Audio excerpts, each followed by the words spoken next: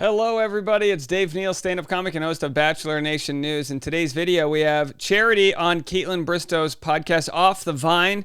I'm going to play about 5 clips for you, just a couple of random clips. Of course, go check out the whole thing. She teases her epic season, says she dreams big, talks about her vision board, what's on it, and some more. So it's going to be an interesting conversation. Do me a favor, follow me on Instagram at DNeals for stand-up show updates. My Seattle show tickets are almost online. We'll get to that in a little bit. Patreon.com/Dave Neal, live every morning for the private live stream, and every afternoon, Bachelor Rush Hour, the hit podcast. We've been covering so much in the entertainment world. You can get it all in one place, all that information on Bachelor Rush Hour. And if you stick around till the end of this video, I'm going to share with you who this Friday's Driving with Dave is. Here's a hint. It was one of the biggest villains and biggest reality stars to ever come out of The Bachelor, someone who's been known to exist in the Kardashian world. I don't know if these clues are going to line up, but I'll share it with you at the end of this video. All right, let's jump into it. Here's Caitlin Bristow interviewing Charity Lawson. Do me a favor, hit the like button. Don't forget to do that. It really helps the algorithm. And here's what Charity has to say about her expertise in the mental health world.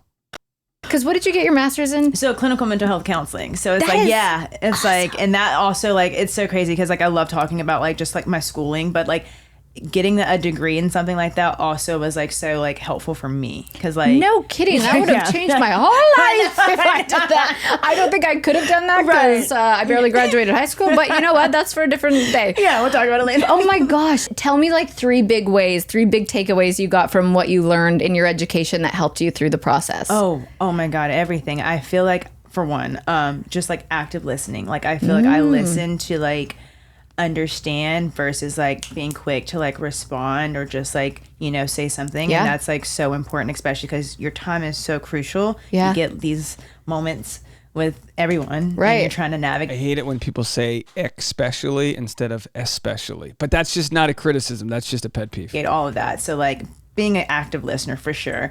I like to say I communicate pretty well. Yeah. And I also love it. So like I like to communicate well. I hope my partner communicates well back to me. So it's like I know what to look out for. Yeah. All right, and let's move it along. So yeah, I mean, there's nothing worse than just talking and you can tell your partner's waiting for them to talk and not really listening to you.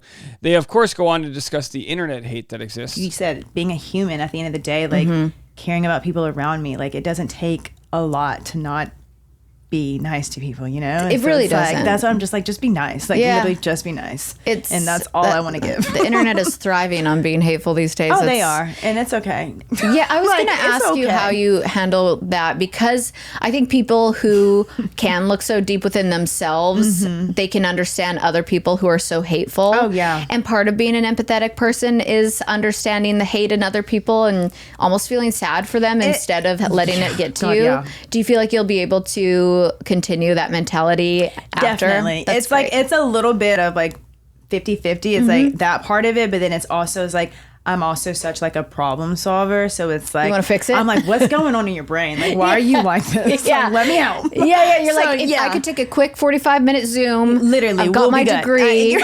And we can get through this together. Yeah, absolutely. Yeah. So it's like that part, but it's like honestly, like when I just see something like, you know, and it comes with it. Like there's going to be so much positivity, but just also like, you know, the negative and the more hateful. It's like I really just have to learn to protect my peace and like I'm not giving you the time of day. I'm like, and of course that's what's tough is you can get all the positivity in the world and one negative comment can wreck it.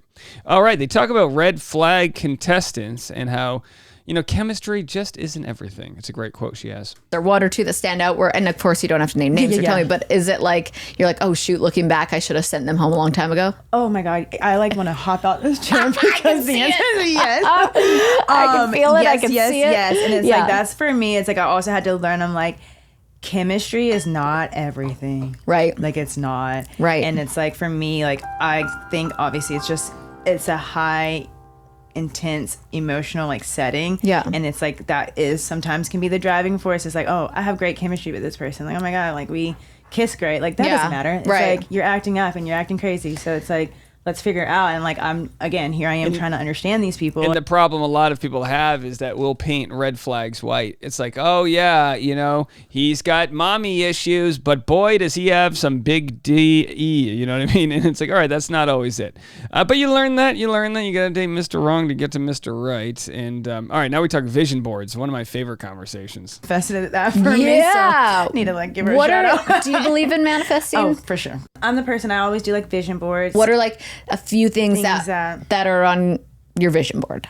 Hopefully like buying a house soon. So like that's definitely like on. And for me, part of the vision board, which might sound kooky to others, but I do believe in the law of attraction. I believe you get what you put out there, which is why sometimes when I get a negative comment, I'll respond with negativity to be like, here, this is what you want. You wanted to be negative? It's like the gladiator game. Are you not entertained? You know what I mean? But when you want positivity and love and high vibrancy, I think the world will conspire to give you what you want when it is done with love, not with jealousy or greed, but with love. If you are that type of person that wants to give and not hoard and be able to share in that love and bring people together, I think you're a beacon, or you're a ray of light there. You're a lighthouse on a dark night for people. And how can that not lead to good things, right? Now, I'm actually talking about on this Friday, I reveal some news that I'm not prepared to reveal here, but on this Friday's Drive with Dave, I share a way that I am manifesting in my own life. And I think you're going to be very excited to listen to that Driving with Dave episode when that comes out. The radar. Where do you want to live? I have the California itch. But I know. God, California's amazing. It's expensive as shit, but it's That's amazing. What I was saying. Yeah, I think, whether it's long term or short term. Yeah, I definitely think I need to take. You got to follow that. So that's on there. Okay. Obviously, like, I hate saying this is gonna sound so crazy. Say it. A large check. That's not crazy. I love honesty. I'm sorry. She said a large check, which of course she will receive as the Bachelorette, probably about $150,000. Not a bad start. I love honesty. I was gonna say, when you said motivational speaker, I'm like, not only are you changing lives, but there's good money in that too. Yeah, so I'm like, oh my gosh, yes, you large will. check. You will. Yeah. Have that on the vision board. That's always on my vision board. Yes. Yeah. I'm trying to think because I feel like my vision board was so specific, and obviously after this, I can probably share more. Well, yes, of course. Yeah. We'll talk about this after your season ends and what came true on your vision board. But I just think like to me, you seem like this. I don't know if you're an old soul, but you're a dreamer.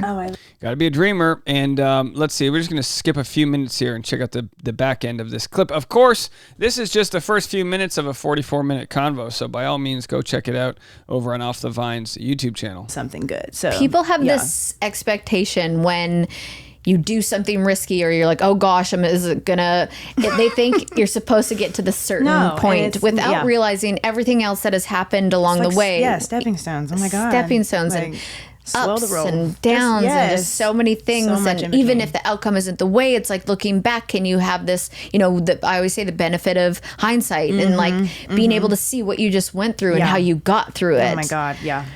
Yes. Are you proud? Okay, so before she asks her question, are you proud? Caitlin Bristow, on her 38th birthday this week, her arms are looking great. Those are some Second Amendment arms she has, pulling the guns out, looking very nice. Proud of yourself? I'm good. So proud of myself. Good. Yes. That's the best thing you could be because I hated myself. Oh my God. No.